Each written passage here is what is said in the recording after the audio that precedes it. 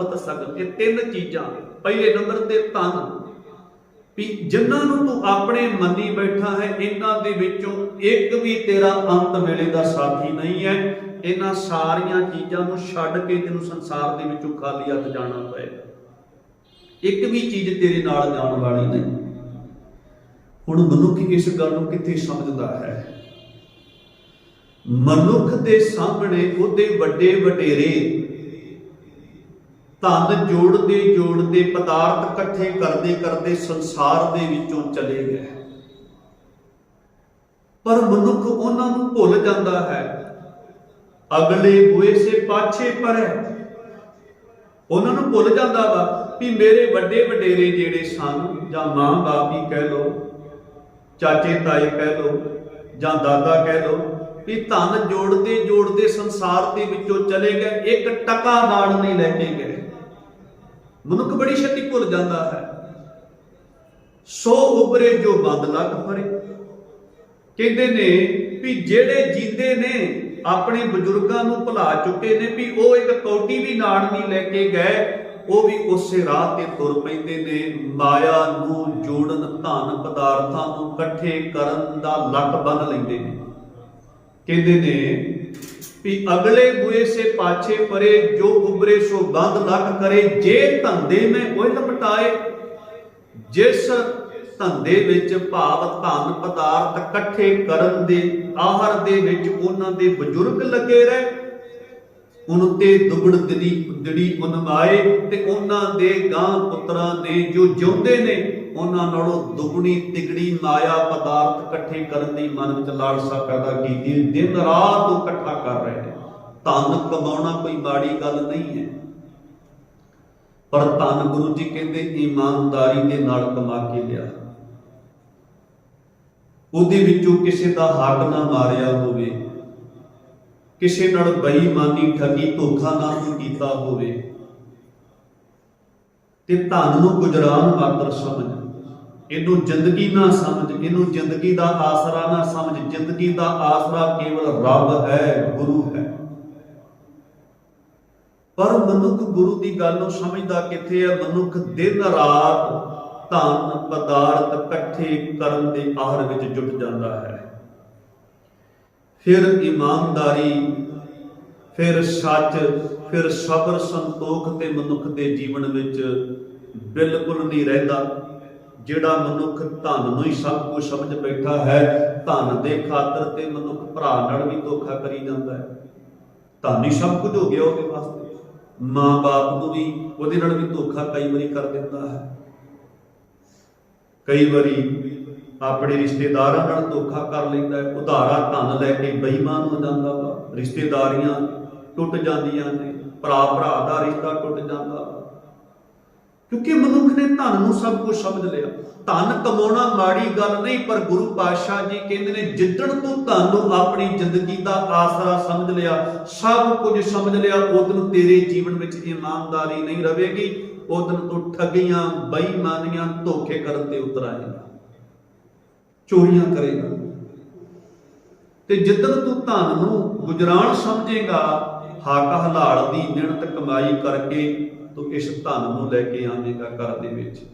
फिर तेरी जिंदगी का साधन धन नहीं, तेरी जिंदगी का साधन एक अकाल पुरख वाहिगुरु जी का नाम होगा। भाई साहब भाई गुरदास जी का एक बड़ा प्यारा सवैया आप जी नूं सरवण करा देना। भाई साहब जी कहते ने भी जिवें एक मधुमक्खियां दिन रात शहद इकट्ठा करदियां ने, छत्ते दे विच उसनूं जमा करदियां ने, पर इकट्ठा करदियां रहिंदियां ने मधुमक्खियां, खाण नूं विचारियां नूं नसीब नहीं हुंदा। शहद चोण वाला आउंदा है ते उन्हां दीयां अखां दे विच धुआं पा करके सारा शहर उतार के ले जाता है। कहते जैसे मधुमक्खी सींच सींच के एकत्र करे, हरे मधु आए ताके मुख शार डार के। उन्हां दी अखां विच धुआं धकाउंदा, थले धुआं पा करके सारा शहद चुक के गां जाता वा। फिर अगे उदाहरण देते ने गऊ दी। ਕਹਿੰਦੇ ਨੇ ਜੈਸੇ ਗਊ ਵਛ ਹੇਤ ਸੰਚਤ ਹੈ ਖੀਰ, ਜਿਵੇਂ ਗਊ ਆਪਣੇ ਆਪਣੇ ਬੱਚੇ ਦੇ ਵਾਸਤੇ ਸਾਰਾ ਦਿਨ ਉਗਾੜੀ ਕਰਕੇ ਆਪਣੇ ਥਣਾਂ ਵਿੱਚ ਦੁੱਧ ਇਕੱਠਾ ਕਰਦੀ ਹੈ। ਜੈਸੇ ਗਊ ਵਛ ਹੇਤ ਸੰਚਤ ਹੈ ਖੀਰ, ਲੇਤ ਹੈ ਅਹੀਰ ਦੁੱਧ ਬਛੜੇ ਬਿਡਾਰਕ ਹੈ। ਪਰ ਦੁੱਧ ਚੋਣ ਵਾਲਾ ਉਹਦਾ ਮਾਲਕ ਵੱਛੇ ਨੂੰ ਇੱਕ ਪਾਸੇ ਕਰਕੇ ਸਾਰਾ ਉਹਦੇ ਥਣਾਂ ਦੇ ਵਿੱਚੋਂ ਦੁੱਧ ਕੱਢ ਲੈਂਦਾ ਹੈ। ਤੀਸਰੀ ਉਦਾਹਰਣ ਭਾਈ ਸਾਹਿਬ ਜੀ ਦਿੰਦੇ ਆ, ਕਹਿੰਦੇ ਨੇ ਜੈਸੇ ਧਰ ਖੋਜ ਬਿੱਲ ਸਾਜੇ ਮੂਸਾ, ਵੀ ਮਿਹਨਤ ਕਰਦਾ ਰਿਹਾ ਚੂਹਾ, ਬਿੱਲ ਆਪਣਾ ਰਹਿਣ ਵਾਸਤੇ ਘਰ ਬਣਾਉਂਦਾ ਰਿਹਾ, ਬਿੱਲ ਬਣਾਉਂਦਾ ਰਿਹਾ, ਘਰ ਬਣਾਉਂਦਾ ਰਿਹਾ। ਕਹਿੰਦੇ ਨੇ ਸੱਪ ਆਇਆ ਤੇ ਸੱਪ ਨੇ ਨਾਲੇ ਚੂਹੇ ਨੂੰ ਮਾਰਿਆ ਅੰਦਰ ਵੜ ਕੇ ਤੇ ਨਾਲੇ ਉਹਦੇ ਘਰ ਵਿੱਚ ਕਬਜ਼ਾ ਕਰ ਲਿਆ, ਰਹਿਣ ਨੂੰ ਵਿਚਾਰੇ ਨੂੰ ਨਸੀਬ ਹੀ ਨਾ ਹੋਇਆ। ਜੈਸੇ ਧਰ ਖੋਦ ਬਿੱਲ ਸਾਜੇ ਮੂਸਾ, ਪੈਸਤ ਸਰਬ ਧਾਏ ਖਾਏ ਤਾਂ ਹੀ ਮਾਰਕ ਹੈ। ਇਦਾਂ ਹੀ ਭਾਈ ਸਾਹਿਬ ਜੀ ਕਹਿੰਦੇ ਨੇ ਜਿਵੇਂ ਮਧੂ ਮੱਖੀਆਂ ਨੂੰ ਇਕੱਠਾ ਕੀਤਾ ਹੋਇਆ ਸ਼ਹਿਦ ਖਾਣਾ ਨਸੀਬ ਨਹੀਂ ਹੋਇਆ, ਗਾਂ ਨੂੰ ਇਕੱਠਾ ਕੀਤਾ ਹੋਇਆ ਦੁੱਧ ਆਪਣੇ ਬੱਚੇ ਨੂੰ ਪਿਲਾਉਣਾ ਸੀ ਉਹ ਨਸੀਬ ਨਹੀਂ ਹੋਇਆ, ਚੂਹੇ ਨੂੰ ਮਿਹਨਤ ਕਰਕੇ ਉਹਨੇ ਬਿੱਲ ਆਪਣਾ ਰਹਿਣ ਵਾਸਤੇ ਜਗ੍ਹਾ ਬਣਾਈ ਰਹਿਣਾ ਨਸੀਬ ਨਹੀਂ ਹੋਇਆ। ਇਸ ਤਰ੍ਹਾਂ ਹੀ ਕਹਿੰਦੇ ਨੇ ਤੈਸੇ ਅਨੇਕ ਪਾਪ ਕਰ ਮਾਇਆ ਜੋੜ ਬੂੜ, ਅੰਤ ਕਾਲ ਖਾਲੀ ਚੱਲੇ ਦੋਨੋਂ ਹੱਥ ਝਾੜ ਕੇ। ਇਵੇਂ ਹੀ ਪਾਪੀ ਇਨਸਾਨ ਪਾਪ ਕਰ ਕਰਕੇ ਸਾਰੀ ਉਮਰ ਧਨ ਇਕੱਠਾ ਕਰਦਾ ਹੈ, ਜੋੜਦਾ ਰਹਿੰਦਾ ਹੈ, ਪਰ ਜਦੋਂ ਸੰਸਾਰ ਦੇ ਵਿੱਚੋਂ ਜਾਂਦਾ ਖਾਲੀ ਹੱਥ ਜਾਂਦਾ ਹੈ, ਪੱਲੇ ਕੁਝ ਵੀ ਨਹੀਂ ਰਹਿੰਦਾ। ਹੁਣ ਜਿੱਦਣ ਗੁਰੂ ਨਾਨਕ ਦੇਵ ਪਾਤਸ਼ਾਹ ਜੀ ਨੂੰ ਦੁਨੀ ਚੰਦ ਸੇਠ ਮਿਲਿਆ ਸੀ ਨਾ, ਲੋਕ ਗੁਰੂ ਨਾਨਕ ਦੇਵ ਪਾਤਸ਼ਾਹ ਜੀ ਨੂੰ ਮੱਥਾ ਟੇਕਦੇ ਪਏ ਸਨ। ਇਹ ਦੁਨੀ ਚੰਦ ਵੀ ਨਮਸਕਾਰ ਕਰਦਾ ਹੋਇਆ ਗੁਰੂ ਮਹਾਰਾਜ ਜੀ ਦੇ ਕੋਲ ਆਇਆ। ਜਦੋਂ ਇਹਨੇ ਨਮਸਕਾਰ ਕੀਤੀ ਨਾ ਤੇ ਧੰਨ ਗੁਰੂ ਨਾਨਕ ਦੇਵ ਪਾਤਸ਼ਾਹ ਜੀ ਕਹਿੰਦੇ ਨੇ, ਆਓ ਕੰਗਾਲ ਜੀ ਤੁਹਾਡਾ ਕੀ ਹਾਲ ਹੈ। ਲੋਕ ਸਾਰੇ ਖਲੋਤੇ ਹੋਏ ਸਨ। ਗੁਰੂ ਨਾਨਕ ਦੇਵ ਪਾਤਸ਼ਾਹ ਜੀ ਨੇ ਜਦੋਂ ਇਹ ਸ਼ਬਦ ਵਰਤੇ ਦੁਨੀ ਚੰਦ ਵਰਗੇ ਸੇਠ ਨੂੰ, ਵੀ ਆਓ ਕੰਗਾਲ ਜੀ ਤੁਹਾਡਾ ਕੀ ਹਾਲ ਹੈ, ਤੇ ਬੜੀ ਹਉਮੈ ਨੂੰ ਸੱਟ ਵੱਜੀ ਕਿ ਮੈਂ ਇਸ ਇਲਾਕੇ ਦਾ ਸਭ ਤੋਂ ਵੱਡਾ ਅਮੀਰ ਧਨਾੜ ਪੁਰਸ਼, 7 ਝੰਡੇ ਮੇਰੇ ਮਹਿਲਾਂ ਦੇ ਉੱਤੇ ਲੱਗੇ ਹੋਏ ਆ, ਇੰਨੇ ਲੱਖ ਰੁਪਈਆ ਦਾ ਮੈਂ ਮਾਲਕ ਹਾਂ, ਤੇ ਮੈਨੂੰ ਕੰਗਾਲ ਕਹਿ ਰਹੇ ਨੇ ਸਾਰਿਆਂ ਲੋਕਾਂ ਦੇ ਵਿੱਚ। ਜਦੋਂ ਸਤਿਗੁਰੂ ਜੀ ਨੇ ਆਖਿਆ ਆਓ ਕੰਗਾਲ ਜੀ ਤੁਹਾਡੇ ਕੀ ਹਾਲ ਨੇ, ਤੇ ਗੁਰੂ ਪਾਤਸ਼ਾਹ ਜੀ ਨੂੰ ਕਹਿੰਦਾ, ਫਕੀਰ ਜੀ ਮੈਂ ਕੰਗਾਲ ਨਹੀਂ ਹਾਂ, ਮੈਂ ਬੜਾ ਵੱਡਾ ਅਮੀਰ ਹਾਂ ਇਸ ਇਲਾਕੇ ਦੇ ਵਿੱਚ, ਮੇਰੇ ਜਿੱਡਾ ਵੱਡਾ ਅਮੀਰ ਕੋਈ ਨਹੀਂ, ਧਨਾੜ ਪੁਰਸ਼ ਕੋਈ ਨਹੀਂ। ਆ ਵੇਖੋ ਮੇਰੇ ਮਹਿਲਾਂ ਤੇ 7 ਝੰਡੇ ਲੱਗੇ ਨੇ, 7 ਲੱਖ ਰਕਮ ਦਾ ਮਾਲਕ ਹਾਂ ਮੈਂ, ਤੇ ਜ਼ਮੀਨ ਮੇਰੀ ਇੰਨੀ ਹੈ, ਤੇ 7 ਲੱਖ ਤੇ ਜਮਾ ਪਿਆ ਹੋਇਆ, ਜ਼ਮੀਨ ਮੇਰੀ ਨਹੀਂ, ਮੈਂ ਸਭ ਤੋਂ ਵੱਡਾ ਅਮੀਰ ਵਾਂ ਇਸ ਇਲਾਕੇ ਦਾ। ਤੇ ਗੁਰੂ ਨਾਨਕ ਦੇਵ ਪਾਤਸ਼ਾਹ ਜੀ ਕਹਿੰਦੇ ਤੂੰ ਫਿਰ ਵੀ ਕੰਗਾਲ ਨਹੀਂ ਹੈ ਸਾਡੀਆਂ ਨਜ਼ਰਾਂ ਦੇ ਵਿੱਚ। ਕਹਿੰਦੇ ਕਿਵੇਂ ਮੈਂ ਕੰਗਾਲ ਆ ਸੱਚੇ ਪਾਤਸ਼ਾਹ ਜੀ, ਮੈਂ ਏਡਾ ਵੱਡਾ ਅਮੀਰ, ਖਜ਼ਾਨੇ ਮੇਰੇ ਭਰੇ ਹੋਏ ਨੇ। ਸਤਿਗੁਰੂ ਜੀ ਕਹਿੰਦੇ ਜੇ ਖਜ਼ਾਨੇ ਭਰੇ ਹੋਏ ਨਾ, ਫਿਰ ਆ ਲੈ ਇੱਕ ਸੂਈ ਸਾਂਭ ਕੇ ਰੱਖ ਲਾ, ਤੇਰੇ ਕੋਲ ਪਰਲੋਕ ਦੇ ਵਿੱਚ ਅਗਲੇ ਜਹਾਨ ਵਿੱਚ ਅਸੀਂ ਸੂਈ ਲਵਾਂਗੇ। ਤੇ ਸੂਈ ਲੈ ਕੇ ਆ ਗਿਆ, ਆਪਣੀ ਪਤਨੀ ਨੂੰ ਕਹਿੰਦਾ ਇਹਨੂੰ ਸੰਭਾਲ ਕੇ ਰੱਖ। ਬਾਹਰ ਇੱਕ ਫਕੀਰ ਆਇਆ ਹੈ, ਉਹਦੇ ਨਾਲ ਵਾਅਦਾ ਕੀਤਾ ਹੈ ਇਹ ਪਰਲੋਕ ਦੇ ਵਿੱਚ ਅਗਲੇ ਜਹਾਨ ਵਿੱਚ ਇਹ ਸੂਈ ਉਹਨੂੰ ਵਾਪਸ ਕਰਨੀ। ਪਤਨੀ ਸਿਆਣੀ ਸੀ, ਕਹਿਣ ਲੱਗੀ ਕਿਹੜੀਆਂ ਕਮਲੀਆਂ ਗੱਲਾਂ, ਕਿਹੋ ਜਿਹੇ ਵਾਅਦੇ ਕਰਕੇ ਆ ਗਏ। ਮਰਨ ਤੋਂ ਬਾਅਦ ਵਿੱਚ ਤੇ ਤੁਹਾਡਾ 5 ਤੱਤ ਦਾ ਸਰੀਰ ਵੀ ਨਾਲ ਨਹੀਂ ਜਾਣਾ, ਉਹ ਵੀ ਇੱਥੇ ਰਹਿ ਜਾਣਾ। ਇਹ ਸੂਈ ਕਿਵੇਂ ਉਹਨਾਂ ਨੂੰ ਅਗਲੇ ਜਹਾਨ ਵਿੱਚ ਵਾਪਸ ਕਰੋਗੇ, ਕਿਵੇਂ ਮੋੜੋਗੇ? ਹੁਣੇ ਜਾਓ ਤੇ ਉਹਨਾਂ ਨੂੰ ਸੂਈ ਫੜਾ ਕੇ ਆਓ, ਕਿ ਤੁਹਾਡੀ ਸੂਈ ਅਸੀਂ ਨਹੀਂ ਰੱਖ ਸਕਦੇ। ਇਹ ਆਇਆ ਗੁਰੂ ਨਾਨਕ ਦੇਵ ਪਾਤਸ਼ਾਹ ਜੀ ਨੂੰ ਕਹਿੰਦਾ ਹੈ, ਫਕੀਰ ਜੀ ਇਹ ਤੁਹਾਡੀ ਸੂਈ ਮੈਂ ਨਹੀਂ ਸਾਂਭ ਕੇ ਰੱਖ ਸਕਦਾ। ਗੁਰੂ ਨਾਨਕ ਦੇਵ ਪਾਤਸ਼ਾਹ ਜੀ ਕਹਿੰਦੇ ਕਿਉਂ ਨਹੀਂ ਸਾਂਭ ਕੇ ਰੱਖ ਸਕਦਾ? ਕਹਿਣ ਲੱਗੇ ਮੈਂ ਨਹੀਂ ਸਾਂਭ ਕੇ ਰੱਖ ਸਕਦਾ। ਕਹਿਣ ਲੱਗੇ 7 ਲੱਖ ਰੁਪਈਆ ਤੂੰ ਸਾਂਭ ਕੇ ਰੱਖਿਆ ਹੋਇਆ ਵਾ, ਤੇ ਸੂਈ ਇੰਨੀ ਭਾਰੀ ਹੈ ਉਹ ਨਹੀਂ ਸਾਂਭ ਕੇ ਰੱਖ ਸਕਦਾ। ਕਹਿੰਦੇ ਗੱਲ ਸਾਂਭਣ ਦੀ ਨਹੀਂ, ਜਿਹੜਾ ਵਾਅਦਾ ਹੈ ਨਾ ਵੀ ਅਗਲੇ ਜਹਾਨ ਵਿੱਚ ਇਹ ਸੂਈ ਤੁਹਾਡੇ ਕੋਲ ਵਾਪਸ ਲਵਾਂਗੇ, ਉੱਥੇ ਤੇ ਮੇਰਾ 5 ਤੱਕ ਦਾ ਸਰੀਰ ਵੀ ਨਹੀਂ ਜਾਣਾ, ਮੈਂ ਸੂਈ ਕਿਵੇਂ ਤੁਹਾਨੂੰ ਪਕੜਾਵਾਂਗਾ। ਗੁਰੂ ਪਾਤਸ਼ਾਹ ਜੀ ਕਹਿੰਦੇ ਫਿਰ ਬੇਈਮਾਨੀਆਂ ਠੱਗੀਆਂ ਕਰ ਕਰਕੇ ਇੰਨਾ ਧਨ ਜੋੜਿਆ ਹੀ, ਜੇ ਸੂਈ ਵੀ ਉੱਥੇ ਨਹੀਂ ਜਾ ਸਕਦੀ ਤੇ ਫਿਰ ਇਹਨਾਂ ਪਾਪ ਦੀ ਕਮਾਈ ਦੇ ਵਿੱਚੋਂ ਕਿਹੜਾ 1 ਟਕਾ ਤੇਰੇ ਨਾਲ ਜਾਣਾ। ਉਦਣ ਦੁਨੀ ਚੰਦ ਨੂੰ ਅਹਿਸਾਸ ਹੋਇਆ ਸੀ ਸੱਚਮੁੱਚ ਦੇ ਵਿੱਚ ਮੈਂ ਕੰਗਾਲ ਹਾਂ, ਆ ਜਿਹੜੀ ਬਾਹਰ ਦੀ ਦੌਲਤ ਮੈਂ ਜੋੜੀਏ ਤੇ ਇੱਥੇ ਹੀ ਰਹਿ ਜਾਣੀ ਹੈ, ਮਰਨ ਤੋਂ ਬਾਅਦ ਵਿੱਚ 1 ਟਕਾ ਮੇਰੇ ਨਾਲ ਨਹੀਂ ਜਾਣੀ, ਮੈਂ ਉੱਥੇ ਅਗਲੇ ਜਹਾਨ ਜਾਣ ਵਾਸਤੇ ਕੋਈ ਐਸੀ ਕਮਾਈ ਕੀਤੀ ਨਹੀਂ, ਮੈਂ ਤੇ ਵਾਸਤਵ ਦੇ ਵਿੱਚ ਕੰਗਾਲ। ਬਾਦਸ਼ਾਹਾਂ ਨੂੰ ਜਿਹੜੇ ਸਾਰੀ ਉਮਰ ਰਾਜ ਤਖਤ ਤੇ ਬਹਿ ਕੇ ਧਨ ਦੌਲਤ ਇਹਨਾਂ ਚੀਜ਼ਾਂ ਨੂੰ ਹੀ ਇਕੱਠਿਆਂ ਕਰਦੇ ਰਹਿੰਦੇ ਨੇ, ਆਪਣਾ ਰਾਜ ਭਾਗ ਵਧਾਉਂਦੇ ਰਹਿੰਦੇ ਨੇ, ਪੂੰਜੀ ਇਕੱਠੀ ਕਰਦੇ ਰਹਿੰਦੇ ਨੇ, ਉਹਨਾਂ ਨੂੰ ਅਖੀਰਲੇ ਸਮੇਂ ਦੇ ਵਿੱਚ ਪਤਾ ਲੱਗਦਾ ਕਿ ਅਸੀਂ ਕਿੰਨੇ ਵੱਡੇ ਕੰਗਾਲ ਹਾਂ। ਸੱਚ ਜਾਣਿਓ, ਸਿਕੰਦਰ ਵਰਗਿਆਂ ਨੂੰ ਵੀ ਮੌਤ ਦੇ ਸਮੇਂ ਪਤਾ ਲੱਗਿਆ ਸੀ ਕਿ ਮੇਰੇ ਵਰਗਾ ਕੰਗਾਲ ਇਸ ਦੁਨੀਆ ਦੇ ਵਿੱਚ ਹੋਰ ਕੋਈ ਨਹੀਂ।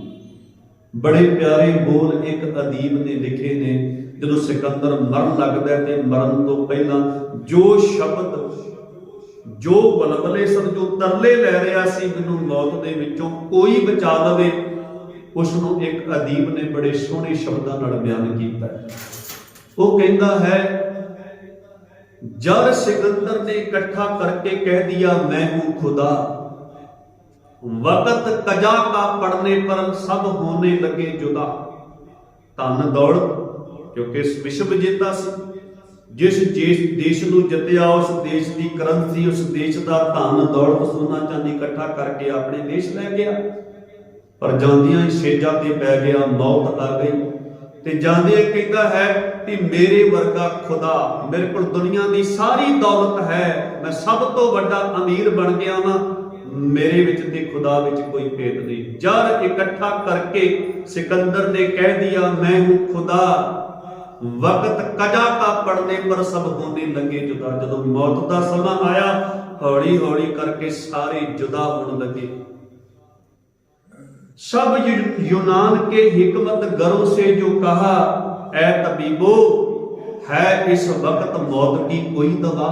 ਸਾਰੇ यूनान ਦੇ ਜਿਹੜੇ ਵੈਦ ਸਨ, ਵੱਡੇ ਵੱਡੇ ਡਾਕਟਰ ਸਨ, ਉਹਨਾਂ ਨੂੰ ਇਕੱਠਿਆਂ ਕਰ ਲਿਆ ਕਿ ਤੁਹਾਡੇ ਕੋਲ ਮੌਤ ਦੀ ਕੋਈ ਦਵਾ ਹੈ ਜੋ ਮੈਨੂੰ ਬਚਾ ਸਕੇ।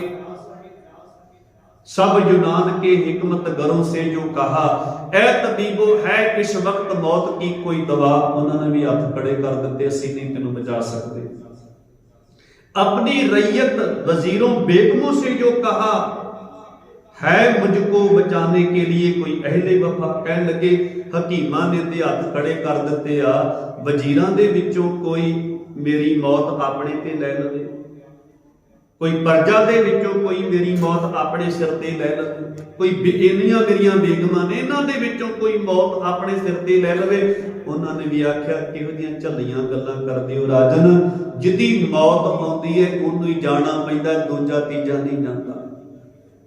फिर कहंदे सेजा दे उत्ते पिया होया सी, अपने वजीरां अहलकारां नूं कहंदा वा उस कोठे उस खजाने दे कोल लै चलो जिहड़ा मैं दुनिया नूं लुट लुट के जो मकान भरे ने, कमरे भरे ने, जिसे दौलत दा ढेर लग्या होया उत्थे मैनूं लै चलो। सेजा ते पिया होया रेड़ के उहनूं उत्थे जिहड़े कमरे सोने चांदी माया नाल भरे होए सन उत्थे लै जांदे ने। अपने हाथ विच माया नूं शर्फियां नूं फड़ के कहंदा है, दौलत का ढेर लगाकर हाथ में लेकर जो कहा, तुझसे ही हो सके तो गर मुझको ले तू बचा। भी मैं तेरे खातर इन्ना कुछ कीता, इन्नियां जंगां लड़ियां, इन्ने पाप कीते, तेनू इकट्ठी करके लियाया, तू ही मैनू बचा ला। हुण माया भी कहंदी तेरे वर्गियां नू अपने मोह दे विच पा के मैं इंसानियत तो थल्ले डेक देंदियां, माड़े कर्म जरूर करा लैंदियां अपना गुलाम बना करके, पर मैं तेरी मौत इस दुख के समय में तेरा साथ नहीं दे सकती। माया भी हाथ खड़े कर दे, कहते चलते चलते जो लगे कहने, जनाजे पर मेरे खाली हाथ वो कफन से बाहर है मेरी रजा। अखीर नूं कहंदा है पढ़ियो एक गल मेरी करियो जे मन्नियो जे, जदों मैं इस संसार दे विचों जावां जनाजा मेरा निकले कफन तो बाहर मेरे खाली हाथ लटका दिया जे, बाहर नूं कर दिया जे। आखिया क्यों? कहते सिकंदर का जनाजा कूचा कूचा में फिरे, फिर गली गली दे विच ओनू फेरिया जे सिकंदर दे जनाजे नूं, ओदी लाश नूं, ओदी बॉडी। कहते सिकंदर का जनाजा कूचा कूचा में फिरे ताकि सबको बाखबर कर दे आखिर का जे समा, ताकि सारियां नूं खबरदार कर देवे कि दुनिया नूं जितन वाला, दुनिया की धन दौलत इकट्ठी करने वाला विजेता सिकंदर अज खाली हाथ मरन ते संसार दे विचों खाली हाथ जा रहा, कुछ भी नहीं नाल लेके जा रहा, शरीर भी इत्थे दफन हो जाना है। सो गुरु तेग बहादुर पातशाह जी कह रहे हैं भी धन दारा संपत सकल, तू इन्हां नूं अपनी करके मन्निया होया वा, इन्हां दे मोह विच खचत हो के तू रब नूं भुला दिता वा, तू सबर संतोख वर्गा गुण अपनी जिंदगी विचों कढ दिता वा।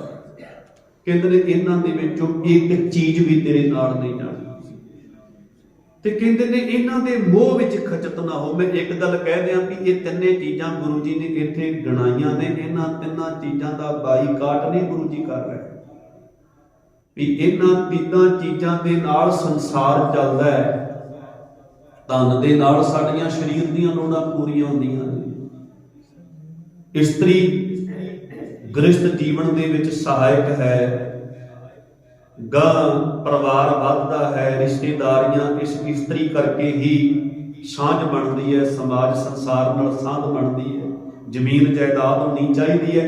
गुरु जी ये नहीं कहते कि धन नूं बिल्कुल तलांजलि दे दे, इस्त्री नाल कोई संबंध ही ना बना, विआह गृहस्थ मार्ग दे विच तू आई ना, धन संपत्ति तू बनाई ना, ये नहीं कह रहे गुरु पातशाह जी। गुरु जी कहते दौलत गुजरान औरत ईमान पुत्र निशान। पुछया सी ना एक फकीर ने भी नाले तुसीं फकीर हो, नाले तुहाडे घर विच इस्त्री है, पुत्र है, दौलतां भी बड़ियां ने, ते किहो जी फकीरी तुसीं सामभ के बैठे होए? ते गुरु जी ने आख्या सी औरत ईमान दौलत गुजरान पुत्र निशान। इन्हां दे मोह विच असीं खचित नहीं हां। ये सारियां चीज़ां जिहड़ियां हन इस शरीरक जीवन तो बाहरले जीवन को चलाउण वास्ते आ, पर केवल बाहरले जीवन विच ही बंदा खचत ना होके रह जाए। असीं अंदरला जीवन जिहड़ा वा, जिहड़ा रब्बी गुणां दे नाल सांझ पा के सुहावना खूबसूरत बनाया जांदा वा, नाम नाल सांझ पा के जिहनूं महा उच्चा बनाया जांदा, अंदरला जीवन जिस जीवन विच सबर हुंदा, संतोख हुंदा, दया हुंदी, निमरता हुंदी, आत्मिक सुख आत्मिक आनंद हुंदा, ਉਹ ਜੀਵਨ ਵੀ ਅਸੀਂ ਗੁਰੂ ਪ੍ਰਭੂ ਨਾਲ ਸਾਂਝ ਪਾ ਕੇ ਜੀ ਰਹੇ ਹਾਂ।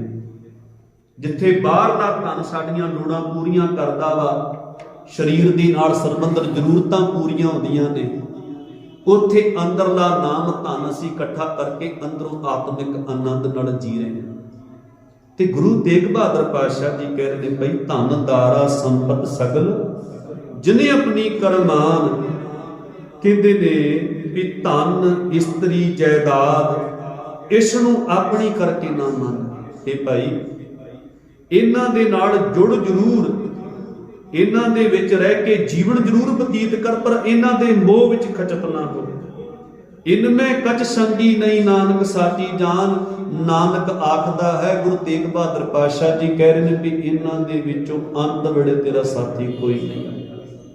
ਇਸ ਕਰਕੇ ਇਹਨਾਂ ਦੇ ਵਿੱਚ ਖਚਤ ਨਾ ਹੋ। ਜਿੱਦਣ ਤੂੰ ਇਹਨਾਂ ਦੇ ਵਿੱਚ ਖਚਤ ਹੋ ਗਿਆ, ਉਦਣ ਹੀ ਤੇਰੀ ਜ਼ਿੰਦਗੀ ਵਿੱਚ ਪਾਪ ਕਰਮ ਸ਼ੁਰੂ ਹੋ ਜਾਣੇ ਨੇ, ਅਵਗੁਣਾਂ ਤੇ ਬੁਰਾਈਆਂ ਦੇ ਨਾਲ ਤੂੰ ਭਰ ਜਾਏਗਾ।